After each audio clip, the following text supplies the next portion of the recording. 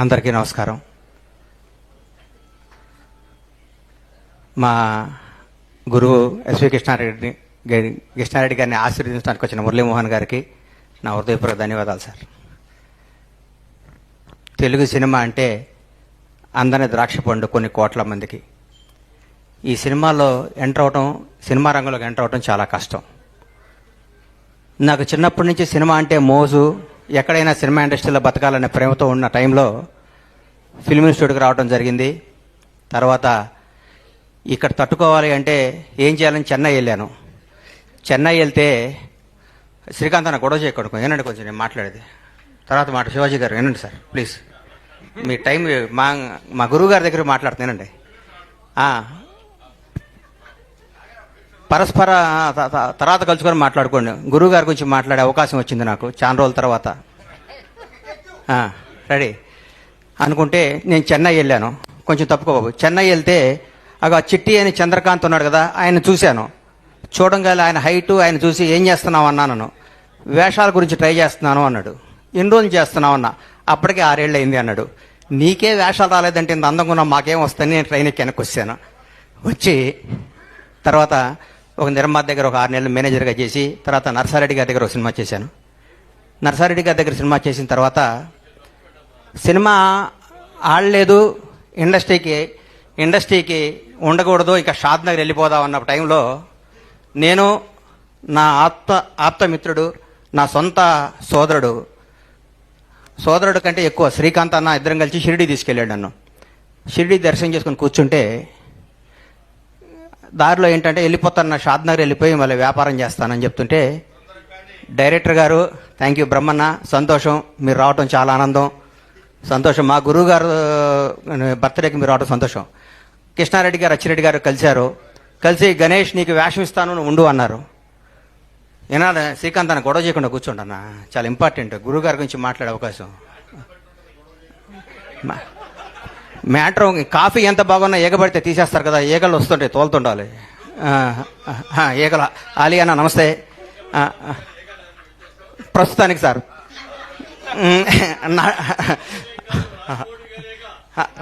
అదే ఈగ సార్, అందుకనే దాన్ని తప్పించుకోవడం ప్రయత్నం సార్. అట్లాంటి కృష్ణారెడ్డి గారు నాకు వేషం ఇస్తానని చెప్పారు. అప్పుడు నాకేం యాక్టింగ్ రాదు, వేషం ఇస్తానంటున్నారు. ఇన్స్టిట్యూట్ చేశాను, కానీ ఇండస్ట్రీలో నిలబడాలంటే వేషం వేయాలని చెప్పి కృష్ణారెడ్డి గారు వినోదం సినిమా ద్వారా నన్ను ఇండస్ట్రీలో పరిచయం చేశారు. నటుడిని అయ్యాను. తర్వాత కొట్టుకుంటూ ఈ ఇండస్ట్రీలో నిలబడాలని నమ్మకం వచ్చి తర్వాత పవన్ కళ్యాణ్ గారు నన్ను నిర్మాతం చేశారు. నా జీవితం ఊహించిన విధంగా ఉంది. కానీ ఈరోజు మా గురువు గారి గురించి మాట్లాడుతుంటే నా తండ్రి గురించి మాట్లాడుకున్నంత ఆనందంగా ఉంది. నాకు ఒక్క చెడు అలవాటు రాకపోవడానికి కారణం కృష్ణారెడ్డి గారు. ఎందుకంటే నన్ను అర్లీ మార్నింగ్ గణేష్ నువ్వు రా మా ఇంటికి రా అని చెప్పి 5 o'clock ఇంటికి తీసుకొచ్చి నన్ను కేబీఆర్ పార్క్లో ఇద్దరం కలిసి వాక్ చేసేవాడు. నా జీవితాన్ని ఎట్లా నడవాలి, ఇండస్ట్రీలో ఎవరితో ఉండకూడదని నేర్పిన మహానుభావం ఆయన. కృష్ణారెడ్డి గారికి కేవీ రెడ్డి గారికి ఉన్నంత గొప్ప మ్యూజిక్ సెన్స్ ఉంది. ఏమి సినిమాలు సార్ ఆయన తీసింది. ఆయన తీసిన వినోదం చిత్రం గురించి చెప్తాను.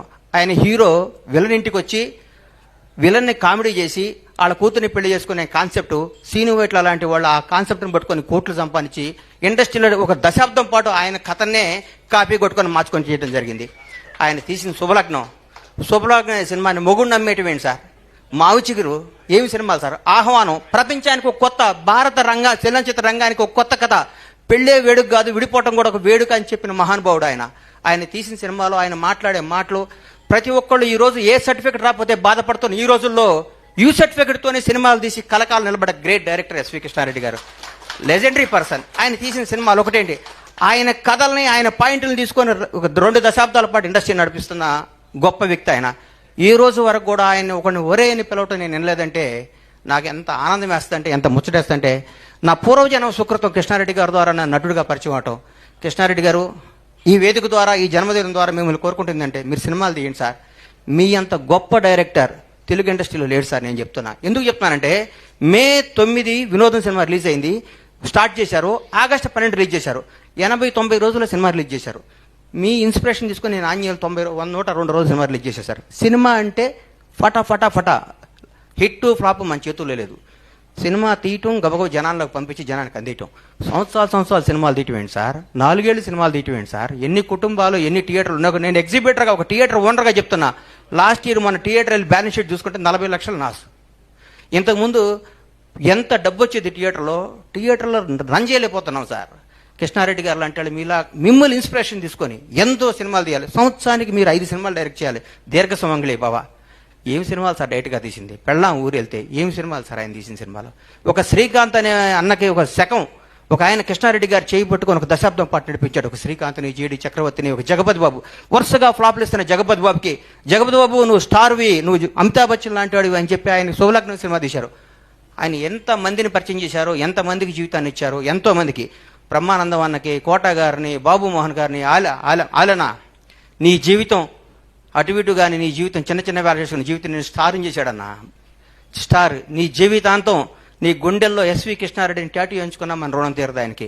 గురువుగారికి ఏమిచ్చి రుణం తెచ్చుకోవాలన్నా మనం.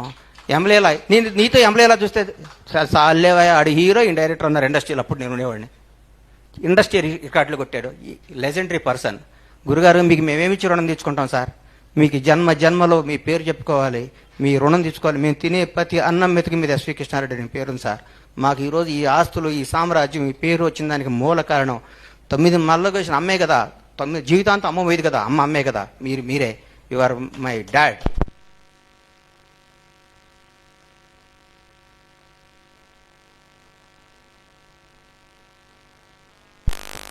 గారు మీరేం సార్ కరెంట్ కూడా బాగుంది.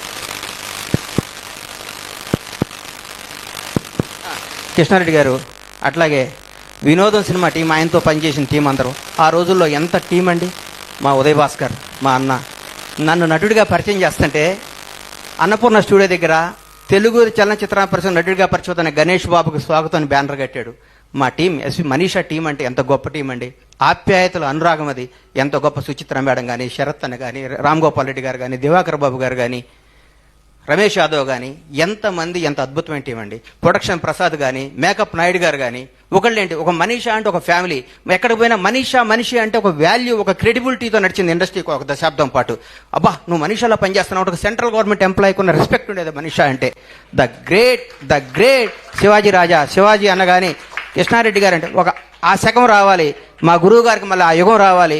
మీరు సినిమాలు తీయాలి. మీకున్న సబ్జెక్ట్ సెన్స్ తెలుగు ఇండస్ట్రీలో ఎవరికి లేదు సార్. ఎంత గొప్ప కథలు సార్, ఏమి కథలు సార్ ఆ కథలు. ఒక్కొక్కసారి నా మనసు బాగోకపోతే నేను కృష్ణారెడ్డి గారి సినిమాలో చూస్తాను. నేను అంత గొప్ప హృదయం మీది, అంత గొప్ప సినిమా మీది.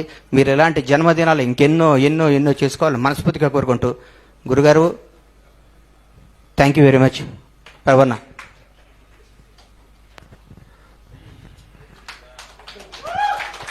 అద్భుతం, గొప్ప దృశ్యం ఇది. థ్యాంక్ యూ బండ్ల గణేష్ గారు. ఇక నాకు ప్రేమ ఖైదీలో జూనియర్ ఆర్టిస్ట్గా చేస్తే రామానాయుడు గారు 1000 రూపాయలు ఇచ్చారు. తర్వాత మళ్ళీ ఇండస్ట్రీలో డబ్బు చూసిన వినోదం మా అచ్చిరెడ్డి గారు 10,000 రూపాయలు క్యాష్, ఒక నవరాత్రాల ఉంగరం ఇచ్చారు. ఆ క్యాష్ ఇప్పటి వరకు వాడలే సార్. బీరువాళ్ళు అట్లాగే ఉన్నాయి, ఆ ఉంగరం అట్లాగే ఉంది సార్. Thank you sir. ఉంగరం పెట్టుకోండి, క్యాష్ వాడుకోండి. కొన్ని చెరుపుకోలు హృదయాల్లో పెట్టుకుంటారు అంతే ప్రభు గారు. నగదు చలామణిలోకి రావాలి గణేష్ గారు.